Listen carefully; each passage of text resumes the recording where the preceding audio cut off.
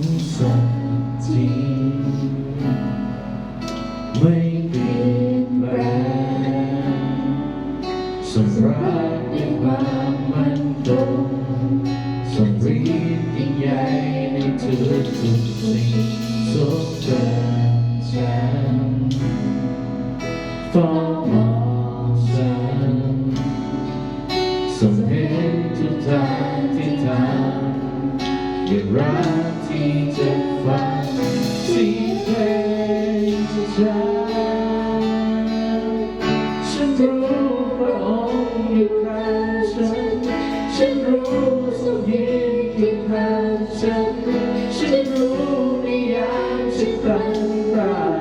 ไม่เคยทอดทิ้งให้ฉันเดียวดายฉันรู้ว่าทรงแสดงมาเพื่อจะลึกภายในหัวใจของฉันไม่เคยย้ำเตือน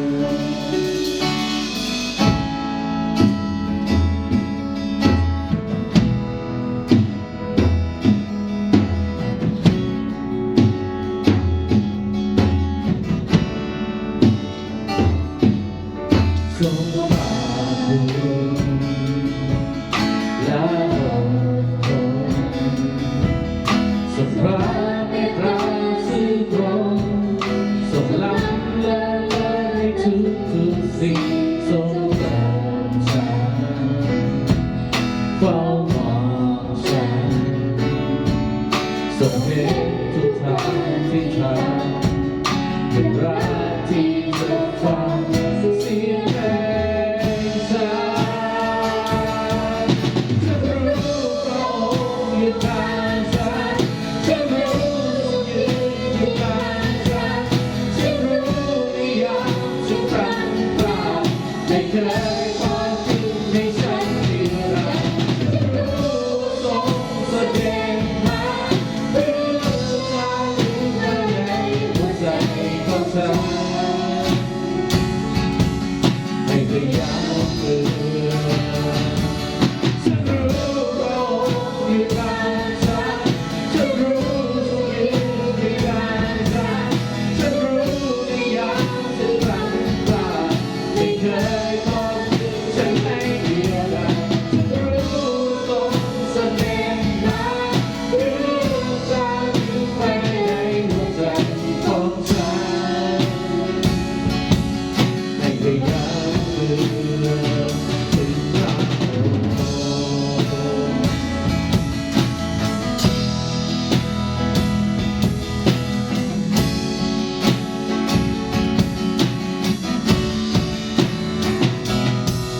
ฉันรู้พระองค์อยู่ข้างฉันรู้ทรงยืนเคียงข้างฉันรู้ในยามฉันพลั้งพลาดไม่เคยทอดทิ้งฉันให้เดียวดายฉันรู้ว่าทรงแสดงมาเพื่อจะลึกภายในหัวใจของฉันให้พยายามเดินฉันรู้พระองค์อยู่ข้างฉันรู้ทรงยืนเคียงข้างฉันรู้ในยามฉันพลั้งพลาดไม่เคยทอดทิ้ง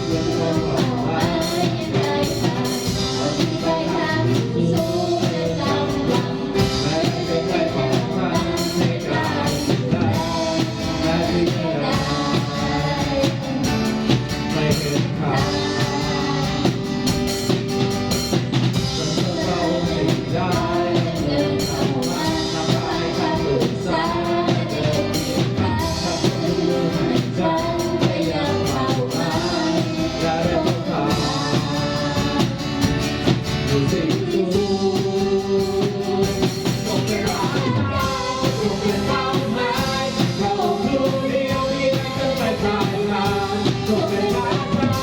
ทรงเป็นเป้าหมายพระองค์ผู้เดียวที่ควบคุมทุกสิ่งไว้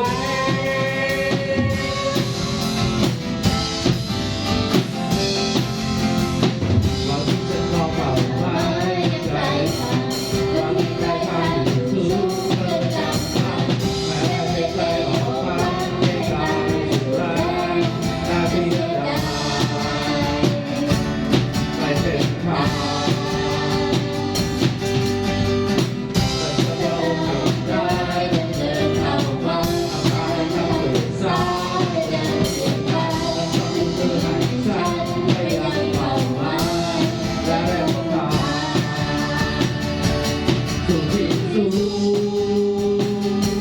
ป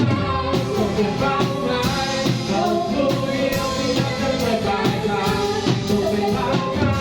ทรงเป็นเป้าหมายพระองค์ผู้เ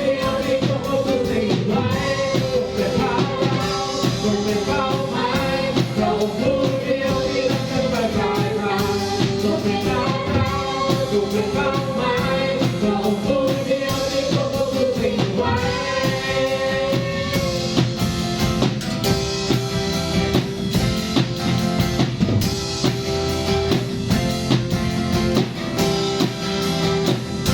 ทรงเป็นพระเจ้าทรงเป็นเป้าหมายพระองค์ผู้เดียวที่รักจนไปปลายทางทรงเป็นพระเจ้าทรงเป็นเป้าหมายพระองค์ผู้เดียวที่ควบคุมทุกสิ่งไว้ทรงเป็นพระเจ้าทรงเป็นเป้าหมายพระองค์ผู้เดียวที่รักจนไปปลายทางทรงเป็นพระเจ้าท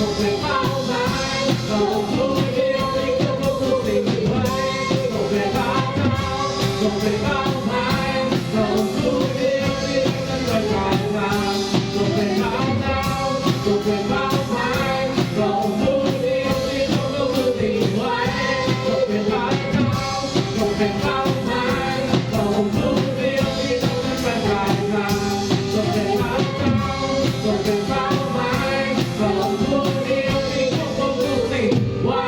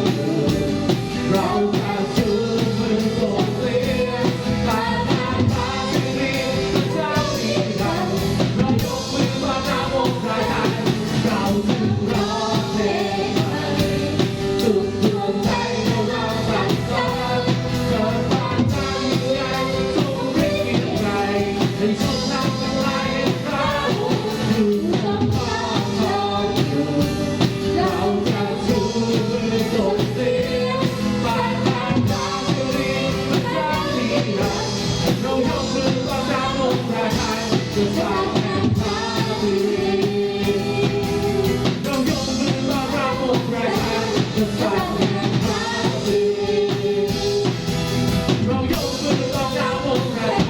กษัตริย์แห่งฟ้าสิริ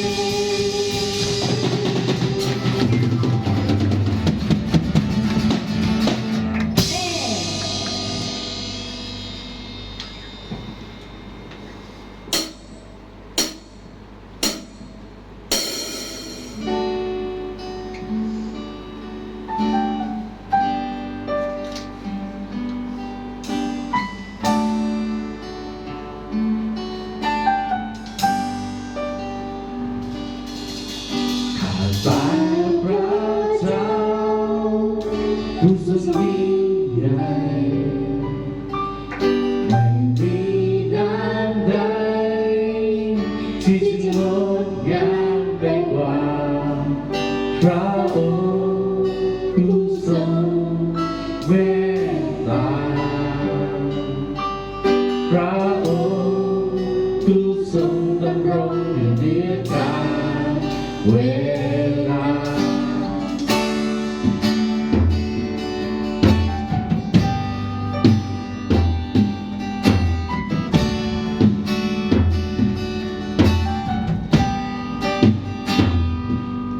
ข้าแต่พระเจ้าผู้ทรงยิ่งใหญ่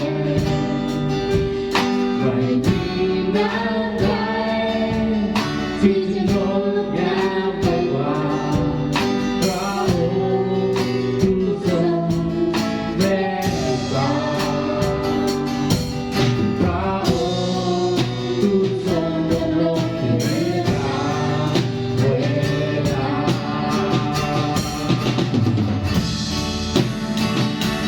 พระองค์เป็นคือพระองค์เป็นที่ไม่มีผู้ใดทดเทียบเทียมพระองค์เป็นพระองค์เป็นผู้สร้างฟ้าจักรวาลผู้ทรงทรงแก่การนมัสการผู้ทรงรู้แก่คำสรรเสริญ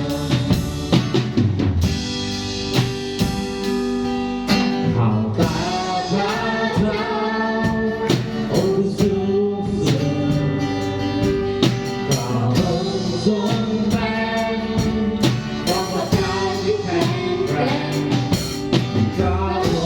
งค์ผู้ทรงเมตตาพระองค์ผู้ทรงดำรงอยู่เหนือกาลเวลา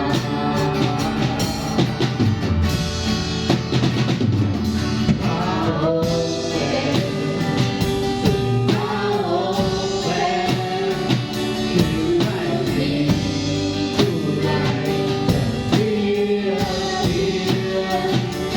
พระองค์เป็นซึ่งพระองค์เป็นผู้สร้างฟ้าจักรวาลผู้ทรงทรงแก่การนมัสการผู้ทรงรู้แก่คำสรรเสริญ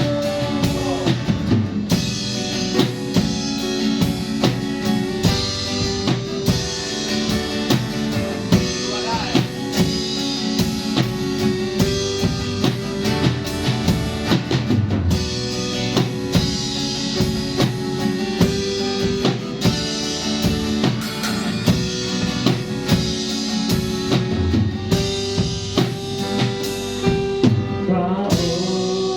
ผู้ทรงเมตตาพระองค์ผู้ทรงดำรงอยู่เหนือกาลเวลาพระองค์ผู้ทรงเมตตาพระองค์ผู้ทรงดำรงอยู่เหนือกาลเวลาพระองค์ผู้ทรงเมตตา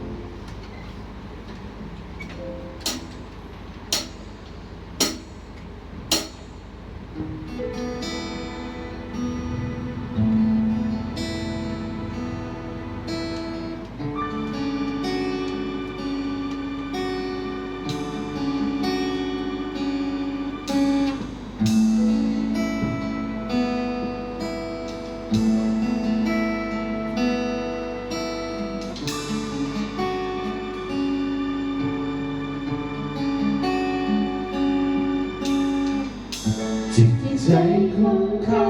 พระองค์หายหาพระองค์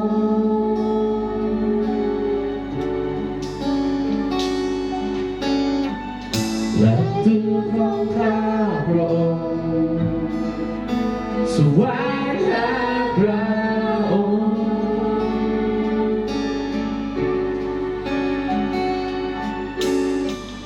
ดังที่ได้เห็นพระองค์ไม่สุดท้ายมันไม่สายกัน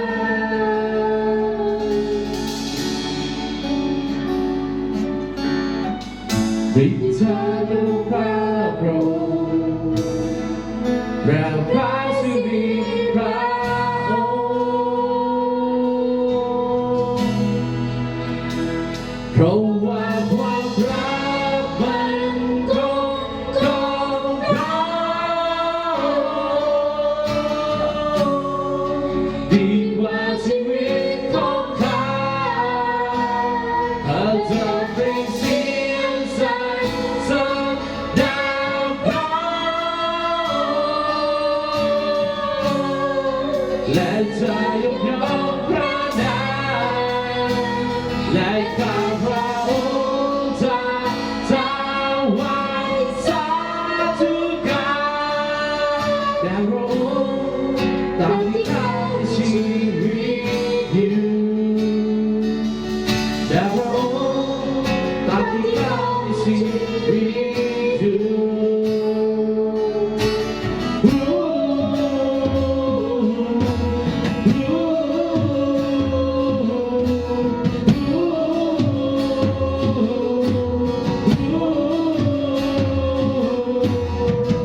จิตใจของข้า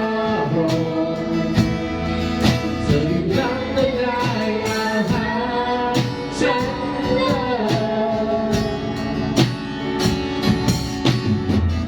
แล้วปากของข้าพระองค์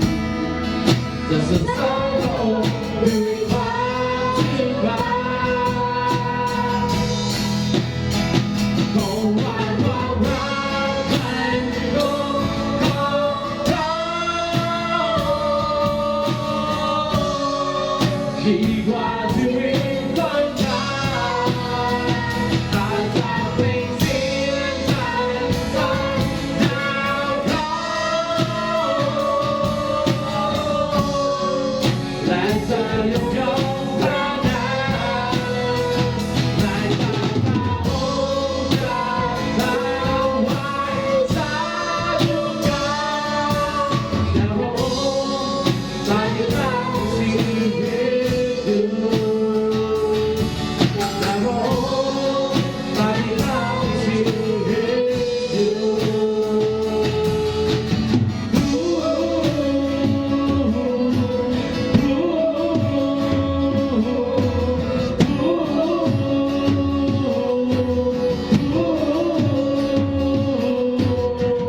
ข้าพระองค์จะชูมือต่อพระ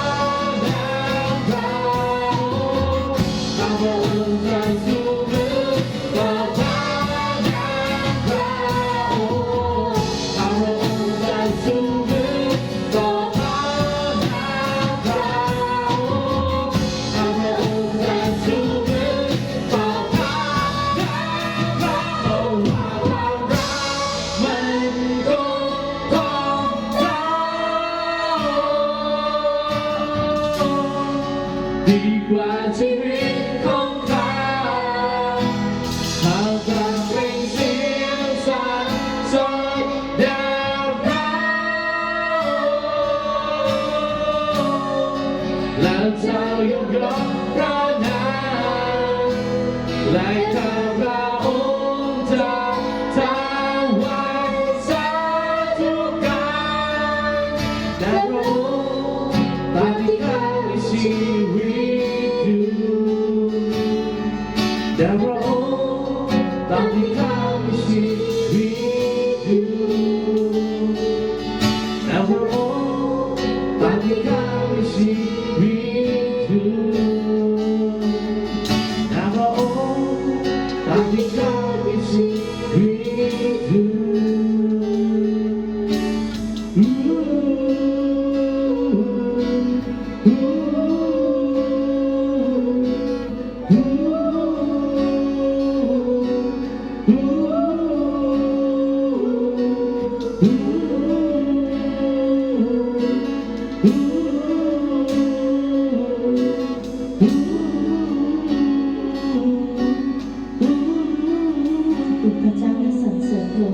ค่ำคืนนี้ที่เราได้อยู่จากพระพักของพระองค์เลยนมัสการพระองค์ขอพระเกียรติเป็นของพระเจ้าแต่เพียงผู้เดียวในค่ำคืนนี้ให้เราได้กลับบ้านนอนหลับพักผ่อนมีสุขภาพที่แข็งแรงตื่นขึ้นมาแต่เช้ามีกำลังมีสติปัญญาและมีเสียงที่ไพเราะถวายแด่พระเจ้าผู้สูงสุดต่อทั้งความสามารถในด้านดนตรีทุกๆส่วนที่มีส่วนถวายแด่พระเจ้าขอพระเจ้าอวยพรเราทั้งหลายทุกคนที่จะรับพระพรเต็มล้นเปี่ยมบริบูรณ์ทุกเวลาข้าพงศ์สรรเสริญและขอบคุณพระองค์ขอฝากมอบภาระนี้ไว้ซึ่งกันและกันในพระหัตถ์ของพระองค์อธิษฐานในพระนามของพระมหาเยซูคริสต์เจ้าอาเมน